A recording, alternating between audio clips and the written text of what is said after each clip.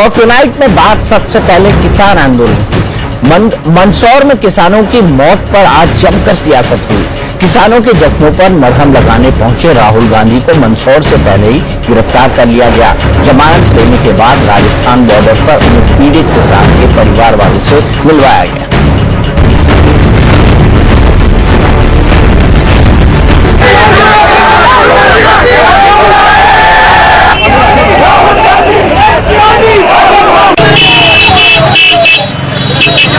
अंदर तो जाने नहीं दे रहे हैं। हाँ, मुझे मध्य प्रदेश जाने से तो रोक दिया है, बॉर्डर पे रोक दिया। मैं जाना चाहता था, एक्चुअली मैं आपको यहाँ नहीं बुलाना चाहता था, मैं आपके यहाँ आना चाहता था, मगर मुझे पकड़ के मतलब अंदर कर दिया। किसानों से मिलने जा रहे राहुल को राजस्थान मध्य प्रदेश बॉर्डर पर रोक लिया गया। किसान परिवार से मिले, लेकिन इसे राजनीतिक रंग न देने की अपील की। इस बार देश में किसान आंदोलन खड़ा हुआ है, इसलिए इसको राजनीतिक रंग नहीं दिया जाए। अगर आपसे भी चाहे वो बीजेपी से हो, कांग्रेस से हो या किसी पार्टी से हो। राहुल ने स्थिति को संभाला और फिर अपने एजेंडा पर आ गए। मैं जानता हूं कि आपके सामने सबसे बड़ा मुद्दा कर्जा माफी का है, आपको सही दाम नहीं मिलता है, यही चीजें हैं। और ये राजनीतिक, सुनो राजनीतिक बात अलग है। किसान दिन भर काम करता है, उसका कर्जा कभी माफ नहीं होगा। बड़े बड़े बिजनेसमैन 50-60 हिंदुस्तान में जो है, उनका धनाधन कर्जा माफ होता है। इससे पहले राहुल गांधी कुछ इस अंदाज में राजस्थान से मध्य प्रदेश के नया गांव पहुंचे। कभी दो लोगों के बीच बाइक पर बैठे तो कभी पैदल चले। राहुल निम्बाहेड़ा पहुंचे तो पुलिस ने उन्हें मध्य प्रदेश में जाने से रोक दिया। इसके बाद वो भीलवाड़ा में जहाजपुर के विधायक धीरज गुर्जर की बाइक पर बैठ गए और वहां से मंदसौर के लिए रवाना हो गए। पुलिस ने बाइक रोकी तो चकमा देने के लिए कांग्रेस नेता जीतू पटवारी की बाइक से आगे निकले। आगे पुलिस ने फिर रोका तो रास्ता बदलकर नीमच के लिए पैदल रवाना हो गए। दोपहर करीब 12 बजे नीमच जिले के नया गांव में राहुल गांधी कांग्रेस नेता जीतू पटवारी की बाइक पर दिखे तो पुलिस ने गिरफ्तार कर लिया। राहुल पहले पुलिस वालों पर उखड़े और फिर शिवराज सरकार पर भड़क गए। कांग्रेस पार्टी का वाइस प्रेसिडेंट हूँ। यहाँ पे लोगों पर गोली चलाई गई। सरकार ने कहा कि गोली हमने चलाई ही नहीं, सरकार ने झूठ बोला। मैं इनके पास सिर्फ मिलने आया हूँ, गले लगने आया हूँ और इनको यह आश्वासन देना चाहता हूँ कि मैं आपके साथ खड़ा हूँ। इसमें क्या कंट्रोवर्सी है, आप मुझे बता दो। मंदसौर पुलिस फायरिंग को लेकर सरकार को अपना बयान बदलना पड़ा है। सरकार अब तक यही कहती रही कि पुलिस ने फायरिंग नहीं की। पोस्टमार्टम रिपोर्ट से हुए खुलासे के बाद सरकार के दावों की पोल खुल गई। प्रदेश के गृह मंत्री के लिए अपने पहले बयान से पल्ला झाड़ना मुश्किल हो गया।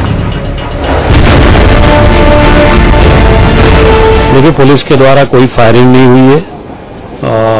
घटना की सारी जानकारी बुलाई है और अभी पुलिस के द्वारा कोई फायरिंग नहीं हुई है, घटना नहीं हुई है, पूरी तरह से स्थिति सामान्य। पोस्टमार्टम रिपोर्ट में बताया गया है कि पुलिस की गोली से किसान मरा है। हम लोग पहले इस बात को कह चुके हैं कि पुलिस की गोली से ही किसानों की मृत्यु हुई, इसको हम पहले कह चुके हैं। इसे कहते हैं सफेद झूठ बोलना और फिर बेहयाई से पलट जाना। लेकिन मंत्री जी पोस्टमार्टम रिपोर्ट और कैमरे पर दिए आपके ही बयान ने आपकी पोल खोल दी है।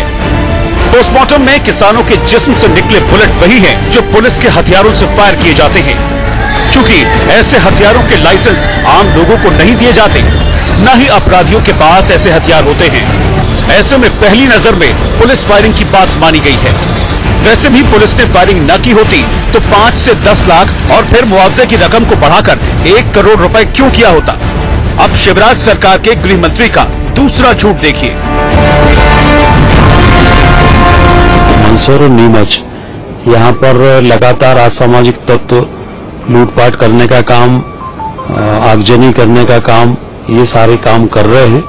देखिए, आंदोलन शुरुआत में किसानों का ही था, इसके बाद फिर उसमें कांग्रेस के लोगों ने कोशिश करके इस आंदोलन को हिंसक करने का काम किया। सरस्वती चंद, भोपाल, इंडिया न्यूज।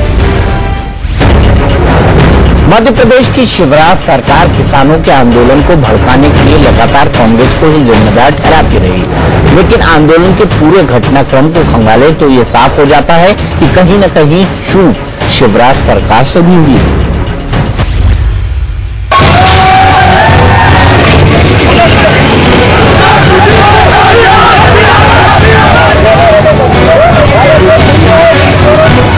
किसानों का जो आंदोलन आज बेहद उग्र हो चला है, उसकी शुरुआत 1 जून को हुई थी।